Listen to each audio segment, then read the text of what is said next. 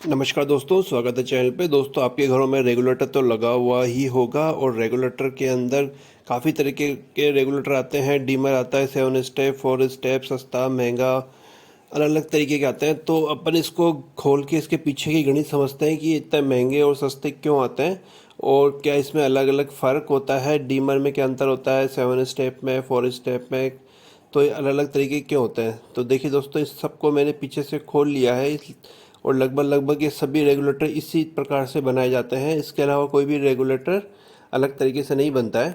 तो देखिए दोस्तों, सबसे पहले हम ये सस्ता वाला रेगुलेटर है जो 85 रुपये में मिल जाता है हमें। तो देखिए दोस्तों, इसके अंदर क्या होता है, ये ट्रांजिस्टर होता है। ज़्यादातर इसका नंबर होता है BT136 होता है।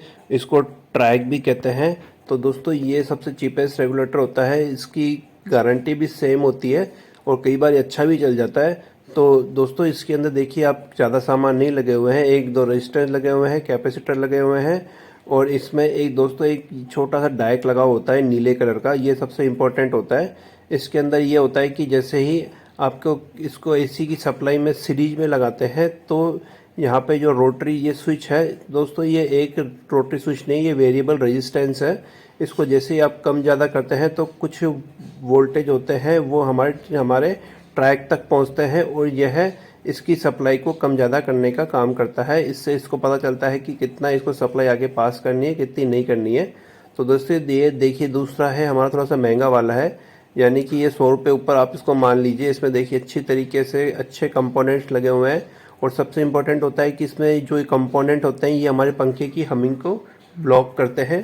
जैसे आपने देखा होगा कि आपने पंखा स्लो पे चलता है तो हमिंग करता है, तो इसी वजह से इस पर इतने सारे कंपोनेंट्स लगे हुए हैं। बाकी प्रिंसिपल इसका वो सेम ही है जो पहले रेगुलेटर में आने आपको बताया था। देखिए, काफ़ी अच्छे कैपेसिटर लगे हुए हैं और इसका वॉल्यूम है जो ये इसका वेरिएबल रेजिस्टेंस है वो भी अच्छी क्वालिटी का है और ये पीछे भी कैपेसिटर लगे हुए हैं। सब कुछ हमिंग रोकने के लिए ये एक कॉइल है। ये आपको सिलेंडर की तरह जो लग रही है, आप इसको जैसे ही खोलेंगे तो ये अंदर देखिए कॉइल है अच्छी तरीके से जो वाइंडिंग की हुई है।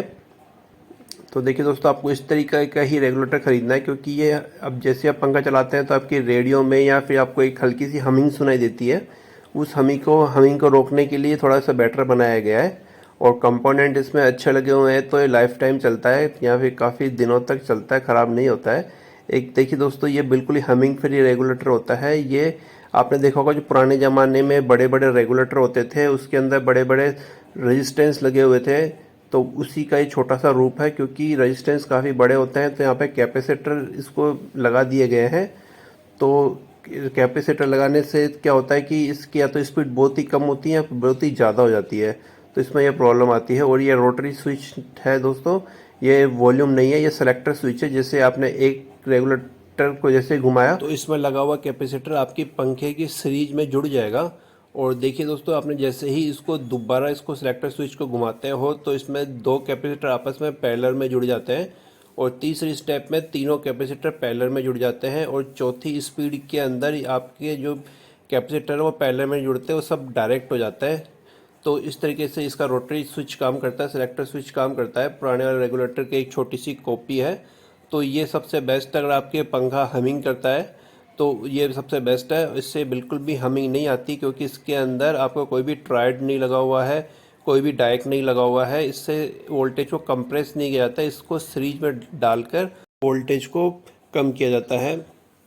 तो देखिए दोस्तों, ये इस तरीके के सारे रेगुलेटर मैंने आपको बता दिए हैं। इस तरह के रेगुलेटर में जो ये वेरिएबल रेजिस्टेंस लगा हुआ होता है, इसके अंदर 7 स्टेप वाला वेरिएबल रेजिस्टेंस लगा दिया जाता है जिससे आपको 7 अलग अलग स्पीड मिलती है। लेकिन कई बार क्या होता है, जैसे रेगुलेटर पुराना होता है तो इसकी स्पीड भी वेरी कर जाती है, काफ़ी मतलब वेरिएशन आ जाता है स्पीड में, क्योंकि इसमें जो ट्रांजिस्टर वगैरह लगे होते हैं उससे पहले जो डायक होता है वो सप्लाई कम ज़्यादा देने की वजह से ऐसा हो सकता है। तो दोस्तों, कैसा लगा मेरा आज का वीडियो, प्लीज़ कमेंट जरूर करिएगा। धन्यवाद।